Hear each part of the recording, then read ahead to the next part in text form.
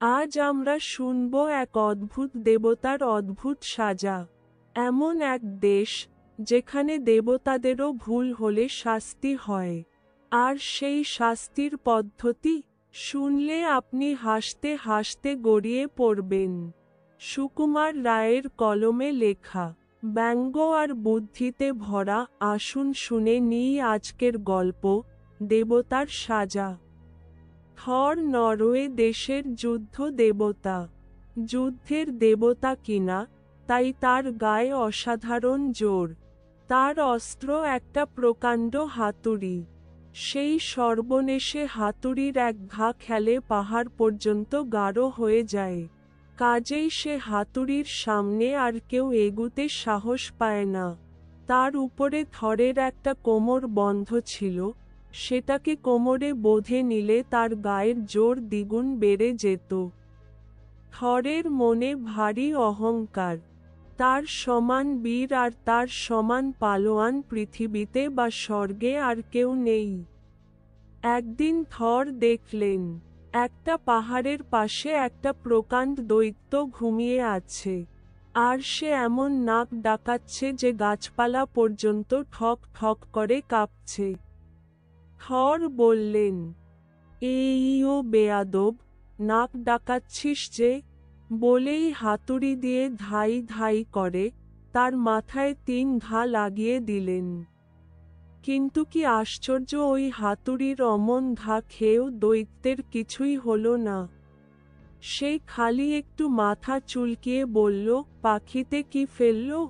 থর আশ্চর্য হয়ে বললেন, তুমি তো খুব বাহাদুর হে, আমার এ হাতুড়ির ঘা সহ্য করতে পারে এমন লোক যে কেউ আছে, তা আমি জানতাম না।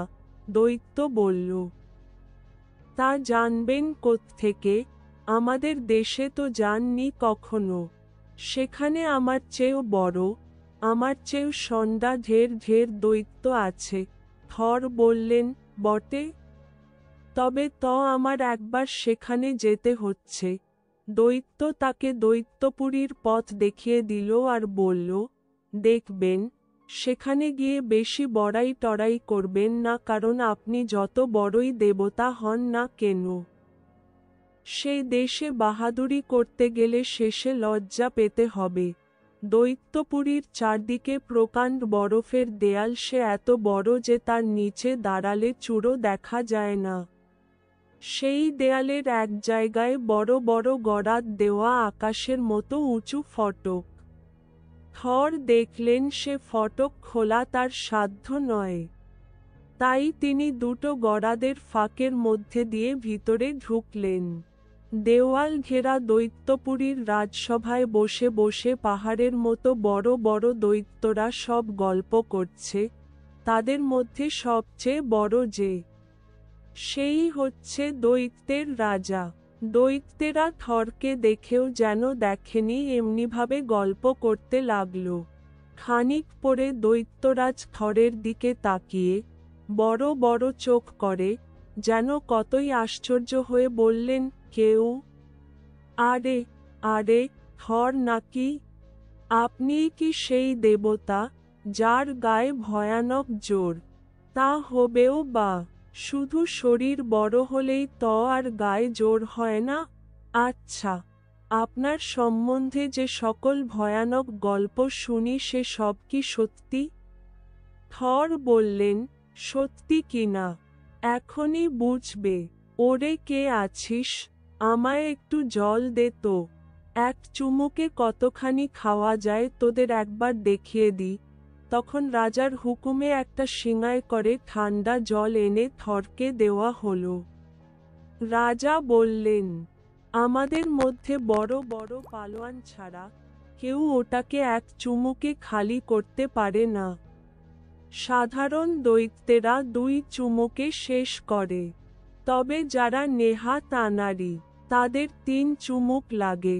থর তাড়াতাড়ি শিঙাটা নিয়ে চো চো চো করে এমন টান দিলেন যে মনে হলো শিঙা নিশ্চয়ই খালি হয়ে গেছে। কিন্তু কি আশ্চর্য, শিঙা যেমন ভর্তি প্রায় তেমনই রইল। থর ভারী লজ্জিত হয়ে আবার জল খেতে লাগলেন, ঢক ঢক ঢক ঢক ঢক ঢক ঢক, তবু জল ফুরালো না। রাজা হো হো করে হেসে বললেন, তাই তো অনেকটা যে বাকি রাখলেন।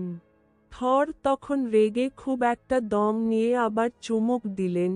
খাওয়া আর থামে না, পেট ঢাক হয়ে নিঃশ্বাস প্রায় বন্ধ হয়ে এলো, কিন্তু জল তবু ফুরাতে চায় না। তখন থর আর কি করে?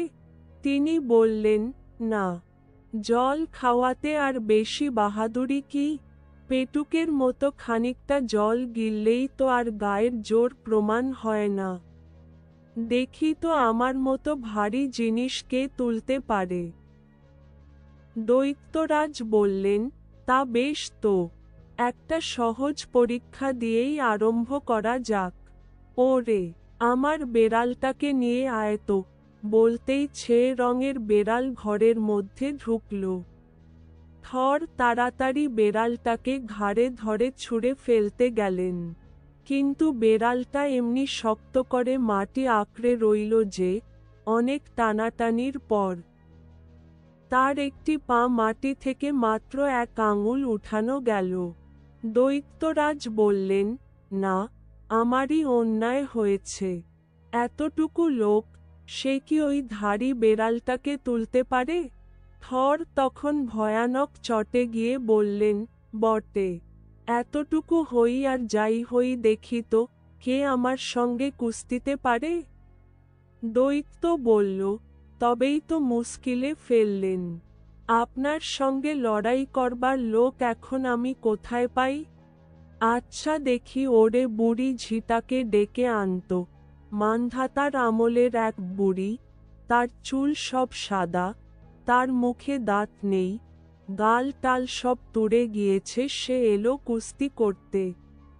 থর তো চটেই লাল, বললেন, এ কি তামাশা পেয়েছ?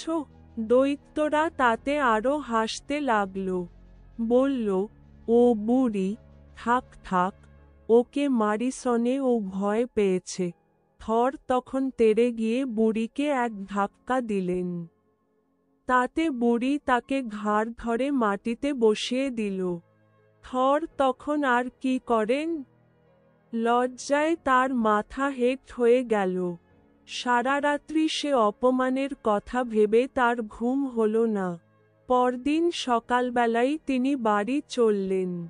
দৈত্যরাজ খুব খাতির করে তার সঙ্গে সঙ্গে পুরীর ফটক পর্যন্ত এলেন। ফটকের কাছে এসে দৈত্যরাজ হেসে বললেন, আপনাকে একটা কথা বলছি, কারণ সেটা না বললে অন্যায় হয়। কাল কিন্তু সত্যিই আপনার হার হয়নি। আপনার অহংকার ভাঙবার জন্যই আমরা আপনাকে একটু ফাঁকি দিয়েছি। ওই যে শিঙাটা দেখলেন, ওটা সমুদ্রের শিঙা। সমস্ত সমুদ্রের জল না ফুরালে ওর জল ফুরায় না। আপনি যে 3 চুমুক দিয়েছিলেন, তাতে কতক জায়গায় সমুদ্রের ধারে চড়া পড়ে গিয়েছে। আর ওই বেড়ালটা কি জানেন? ও হচ্ছে স্ট্রাইমিড, যে সাপের মতো হয়ে সমস্ত পাহাড়, নদী, সমুদ্র, শুদ্ধ পৃথিবীটাকে শক্ত করে বেঁধে রাখে। আপনার টানে পৃথিবীটা প্রায় 10খানা হয়ে ফাটবার জোগাড় করেছিল। আর ওই বুড়ি ঝি হচ্ছে জরা, অর্থাৎ বৃদ্ধ বয়স। বুড়ো বয়সে কাকে না কাবু করে। আর কাল সকালে আপনি যে দৈত্যের মাথায় হাতুড়ি মেরেছিলেন, আমি সেই দৈত্য। সে হাতুড়ি আমার মাথায় একটুও লাগেনি।